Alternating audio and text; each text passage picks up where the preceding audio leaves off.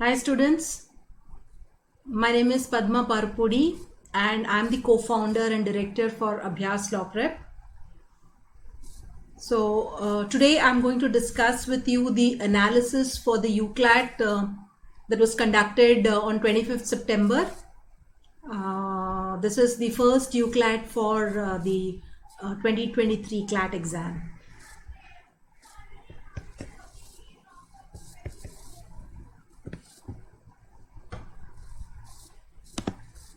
So you would have got your UCLAT report. If not, you would be getting it soon. Once you get your report, I want you to have a look at your score and also go through the predicted rank. Now, the rank is predicted based on your current performance and the level of difficulty of the exam. And based on that, there's a formula based on which your rank has been predicted. If you've done well and you've got a good rank, don't become complacent. Work on it to improve it further. If you have not got a rank that you're happy about, then don't worry also, because you still have, there should be a wake-up call for you. So you still have 2.5 months. Work on it, work hard, analyze your performance, see where you're going wrong. And I'm sure that if you work on it, you're going to get a better rank moving forward. Also understand the band analysis that is mentioned for each section and see where you stand in each section. You have a section-wide band analysis as well as the band analysis for the entire exam. See where you stand, which band you fall under for each section, and accordingly work on it. So as you do your analysis, how do you go about just as it is important for you to write a mock exam in order to get a good idea of how to attempt the exam, on the same way, it is also important for you to analyze your performance. You need to analyze where you stand. You need to analyze what you did right. You need to analyze what you did wrong so that you can improve your performance. So what are the things that you need to look at? First and foremost is your time management. There are 150 questions in the CLAT exam. Now, you need to see how many questions you could actually consider. Now, what do I mean by consider? I'm sure that you're not going to attempt all 150 questions, and you should not attempt 150 questions because you know that there is negative marking. So, for some questions where you're unsure of the answer, you would want to leave it without attempting rather than attempt it and risk getting a negative score. So definitely you may be skipping a few questions, but you need to consider all questions. So that's the target. Read or at least look at all the 150 questions, then decide, okay, you choose not to answer, that is fine. So that is important. How many questions are you able to consider? How many questions are you able to attempt? How many are you able, whether it is by you know the answer and you're attempting it, or you're guessing and attempting it, whatever it is, how many are you attempting it? So that's important. Same way, the percentage of attempts, your percentage of attempts can be anywhere from 85 to 90% of the questions, I would say, is a fairly good target for you to attempt. The next is the accuracy, very important for you. The most important aspect for this would be your accuracy. If you have attempted a question, you need to get it right. So that's accuracy.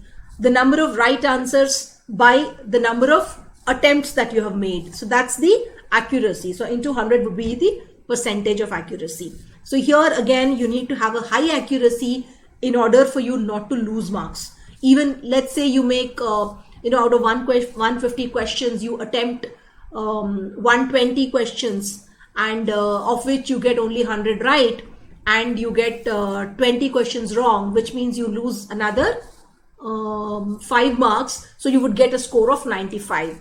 So 100 right, but your score is 95. So the more wrong attempts you have, the lesser is your accuracy and lesser is your score. So it's important for you to ensure that you have a high accuracy. Then of course, what is your overall score, including how many right answers, how many wrong answers, you need to look at all that. And similarly, for every section, how many questions did you attempt? how many did you get right and how many did you get wrong. So you need to look at that. So that way you need to evaluate each section in detail, go through the explanation for the right question and the wrong, for the right answer as well as wrong answer. And we'll look at this in a little more detail later. But at this point, what I would say is for every section, you need to see how many attempts you are making, how many are right, how many are wrong, which is a strong area for you, which is a weak area for you. Definitely that kind of analysis is very important. So as I say, mock exam is for 2 hours, but you need to do an analysis for at least 4 hours in order to evaluate your performance and improve upon it. So that's a very, very important thing for you to do. Let's look at it section wise. First, let's look at the English section. In the English section, you had 6 passages, of which the easy questions were 18, the medium questions are 10, and difficult questions are 2. So it's a fairly easy section. In fact, the entire mock, the UCLAT, which is mock 34, has been a very, very easy paper compared to some of the earlier mocks that you have written also. This would have been an easy paper. So the first passage was on Singapore's Little Italy. It was a passage on art, and with 1 grammar question, 2 vocab questions and 2 inferred questions. The second passage was in Johnny and the Apple Seed. It was a narrative kind of a passage, fairly simple to read and answer also. 2 direct questions, 2 inferred questions, 1 grammar question. The third passage was 2611 attacks, maybe slightly longer than the earlier passages, but still it was not too long, easy to read. 3 inferred questions, 1 on the tone and 1 vocab question. The fourth question, right to vote. There was a passage on right to vote. The passage had 1 direct question, 1 vocab, 1 grammar and 2 inferred question. Assassin's Creed on Netflix, I'm sure that you all would have related to this, whether you know about this game or you don't know about this game, still I'm sure that you would have found it interesting to read about Assassin's Creed. It also refers to the Game of Thrones and all that. So 2 direct questions, 1 grammar, 1 vocab and 1 inferred question. The last passage was on billionaires, 2 vocab questions, 2 inferred questions and 1 tone questions. If you see across, you had 2 questions on tone, and then you had a few questions on vocab, and you had I think at least 3 or so grammar questions, and then a few direct questions and a few inferred questions. Sort of the 6 passages. English section with easy readability of passages in a span of, let's say, 25 to max 30 minutes. You should have attempted all 6 without leaving any passage. And within that, you might leave 1 or 2 questions which you find difficult, but I'm sure you should have attempted all questions. Now, in the English section, you need to pay attention to your vocab. You need to pay attention to grammar. You need to pay attention to or know how to identify tone of passage, because the type of questions are pretty straightforward. Your tone of passage, the title of passage, the, of course, direct and inferred questions would be based on the content within the passage. But vocab, you need to pay attention and make sure that you're familiar with different words, you're familiar with different idioms, you're familiar with grammar, you know how to spot errors in sentences, you should have an idea about the figures of speech. So these are things that you can put effort and gain a mastery on. Yes, you might have just 2 questions or 3 questions, but every question counts. So these are things within your control. There are some things where the passage is difficult and the inference is difficult to make. You can't do anything about it. And you can't do anything about it beforehand for sure. But these are things that you can work on now. Improve your vocabulary, improve your reading speed, make sure you're clear about all grammar concepts. So these are things that it is in your control and you need to work on them. So 30 questions in the English section, 6 passages, all doable. And I'm sure that you could have easily scored anywhere from 19 to 24 marks. So this is doable. 19 to 24 is a score that you could have got. for which you could have attempted, at least if you have made around 28 attempts, then it was definitely possible to get this kind of a score. You could have easily scored 24 marks, even with a few wrong answers, right? So English section was the easiest, and it's always the easiest. Normally people build their confidence when they do the English section as compared to, say, other sections. So this is a reading section. The second section is the current affairs. Now, what is good about the current affairs section? I would say good and bad. Two things here. The good is that current affairs section takes less time to solve. Either you know the answer, you don't know the answer. There's no question of, you try, you solve it. There's nothing like that. You either know it or you don't know it. And the other advantage of the current affairs section is it takes less time compared to other sections. So if you have around 35 to 40 questions, the time you would spend on this is not more than 15 minutes. 10 to 15 minutes is all you need to spend. The passages, you don't need to read the entire passage because the answer is not necessarily in the passage. For most of these current affairs questions, the answers are either you might find a few clues in the passage for some passages, but most of the time it is something that you know. So the passage serves more like a context for the questions to be asked. So the answers are not going to be available in the passage. So here you had around 18 questions which were easy, 16 which were medium, and one difficult question. The first passage was on India's fiscal deficit. Again, the passage was on fiscal deficit, but the questions were more, some of them were static questions. Some of them were, did not expect you to know too much in depth. It was more like terminology that you need to be familiar with.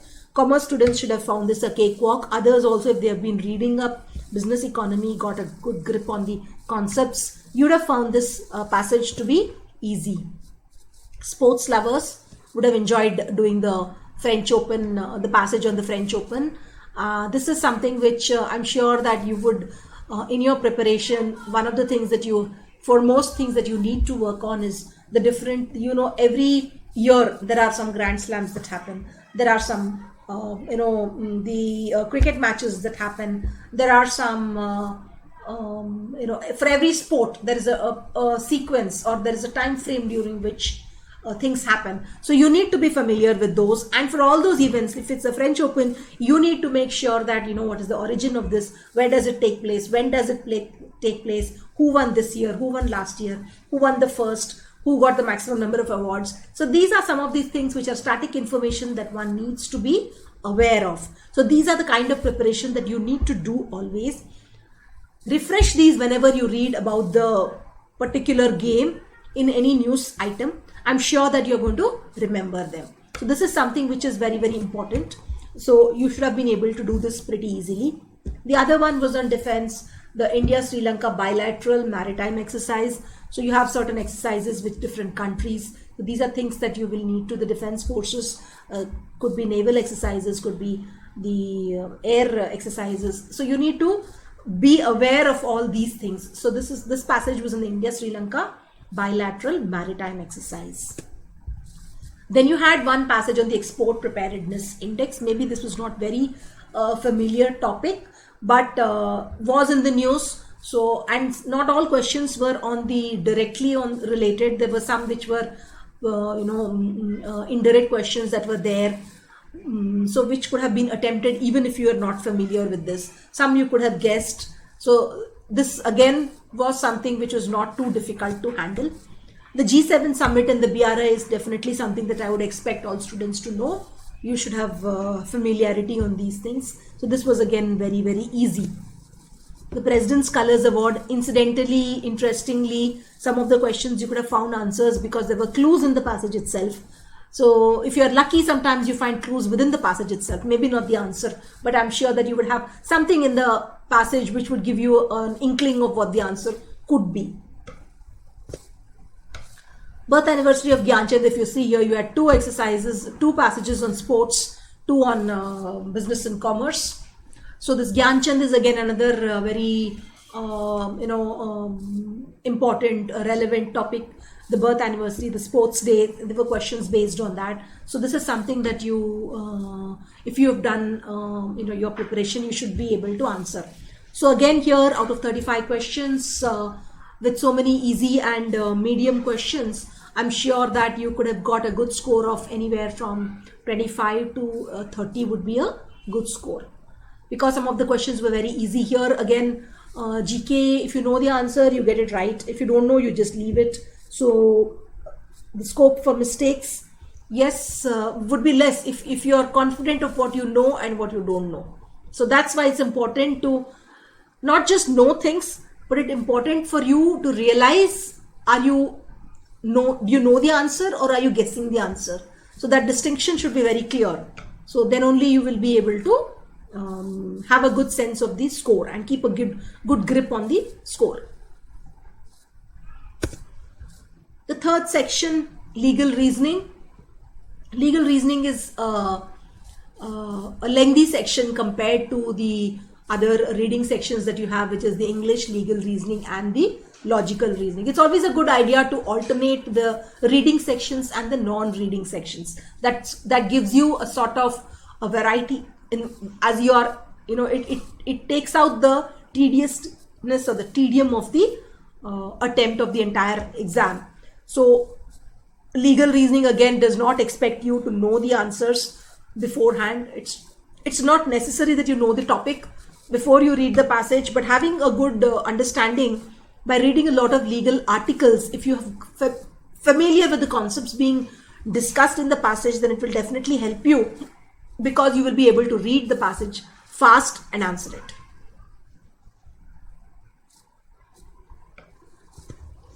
So the legal reasoning section had also 22 easy questions, 12 medium questions and 6 difficult ones. The first passage was on consent decree. By consent, it's about the compromise between two disputed parties to a suit, and this passage discussed a couple of judgments and what happened, what was the the rationale, or what was the ruling given in those judgments, and that the questions were based on that part. So the questions were straightforward. They're not many situational based questions. I think the questions were more interpretation of the entire passage. The second one was on Stridhan and the section 14 of the Hindu Succession Act. So this passage talked about how Hindu women, when they when they acquire property through their parents, then what are the rights, in what situation do they own it, what happens later, all those kind of things. Again, this was more an explanation of the act, and so the questions were straightforward based on the information given in the passage. So it was not an analysis, it was less of an analysis and more of a explanation kind of thing. So whenever you have passage which is explaining things, then it's easy because you can find the reference quite easily in the passage. Only thing is, if there are two sections which are contradicting or there are exceptions given in the rules, you have to be very, very careful and mark accordingly. The third was on the Major Port Authorities Bill 2020. This passage, yes, may have been a little unfamiliar to you, but at the same time, what is good is it's about a regulatory passage. So when it's a regulatory passage, it's only talking about rules, the composition of the board, how it was framed, what are the the rules in that. So what is the in the bill, what is it talking about? So it's again a straightforward, informative kind of passage. So it gives you information, and then your questions are based on that. So you just have to apply those rules. It becomes straightforward. Only thing is, it's a new area, but no doubt it's a simple thing. The fourth one was on sexual harassment at the workplace, is again related to the criminal law. Again, this was not a very difficult one. Situations were pretty straightforward, some of it with common sense, some of it again with the information given, rules given there, would have been easy to answer.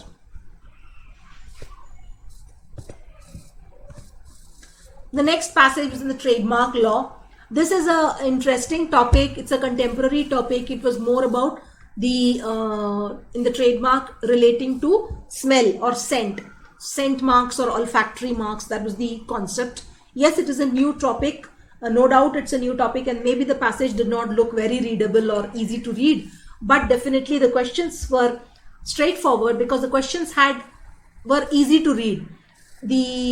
Each option was small, not lengthy, unlike some passages where you have lengthy questions. Always remember, when a passage looks complex, a lot of times the questions become straightforward. Sometimes you have very simple passages, but your questions could become a little complicated, or they might be lengthy to answer. Your options will be long, so you have to read the entire long options, and you can never leave or mark an answer without reading all the options. You always need to read all 4 options, because you need to choose the answer which is closest to the question.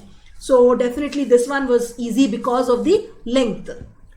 The next one was the anti-cow slaughter law in Karnataka. This was discussed. Again, cow slaughter, you had questions relating to bulls and other cattle and all that. So yes, this was a newspaper article.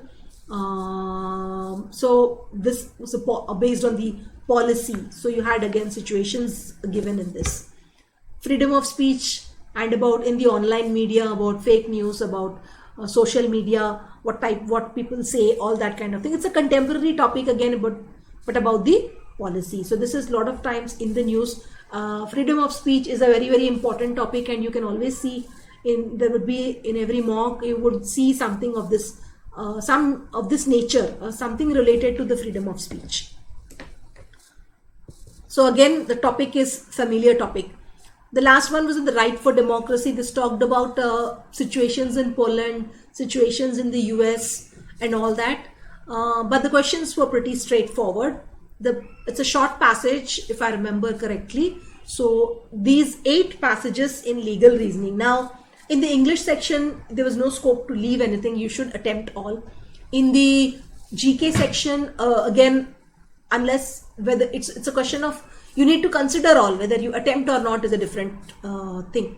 But in this passage, in this section, legal section, there are 8 passages, 40 questions.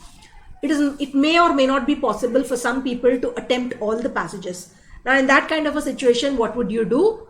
It is better to have a glance at the entire section at one go, and then decide which ones you want to attempt, which ones you want to leave. Now here, how do you decide what to leave? One is the familiarity with the topic. The other thing could be the options which are lengthy. Then you might want to leave out that passage. Options which look very similar might take you more time to solve. Passage being lengthy, passage being difficult to read, options being difficult to read. These are the kind of things that you can choose, based on which you might decide to leave 1 or 2 passages. And always remember, don't try to attempt all the passages in the same order in which they appear in the paper.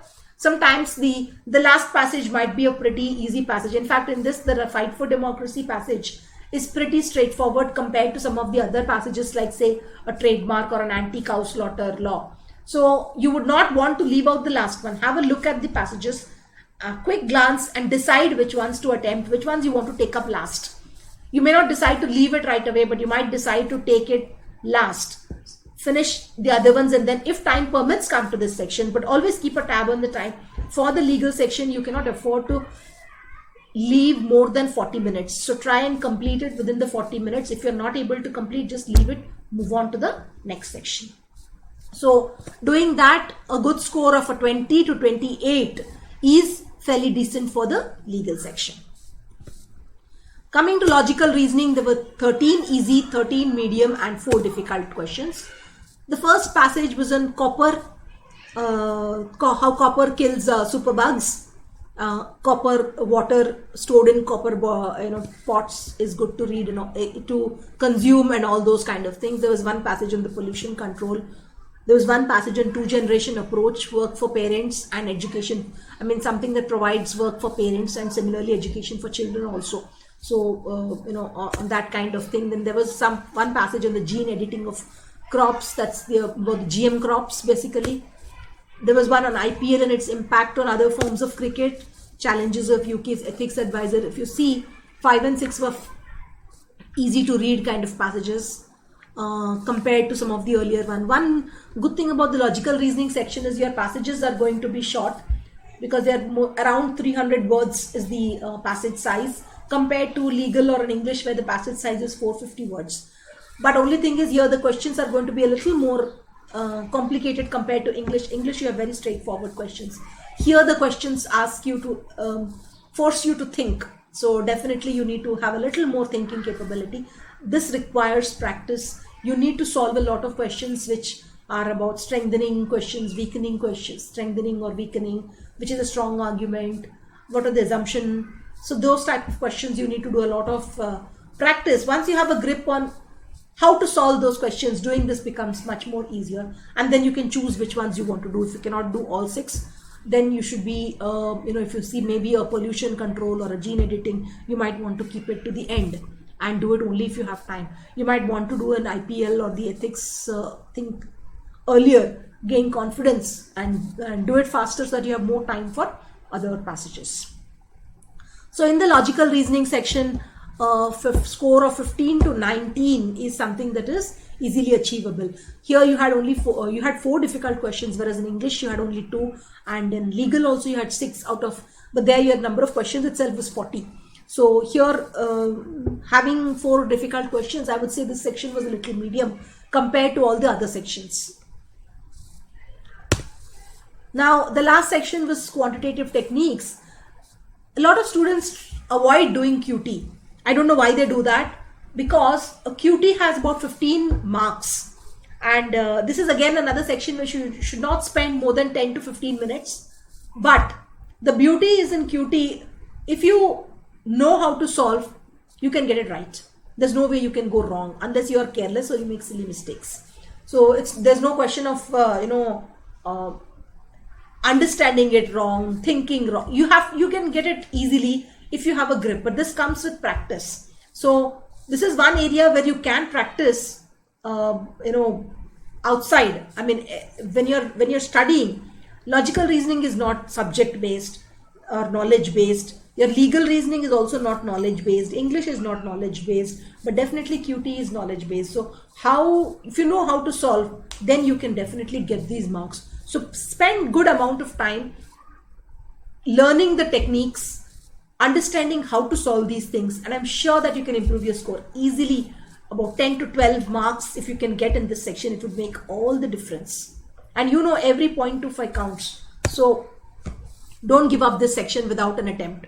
Easy 11, and this had 11 easy and 4 medium, 0 difficult questions. So there was 1 pie chart, 1 bar chart, and 1 Quizlet.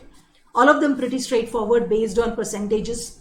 Most of them were based on only percentages, I think, if I'm not mistaken.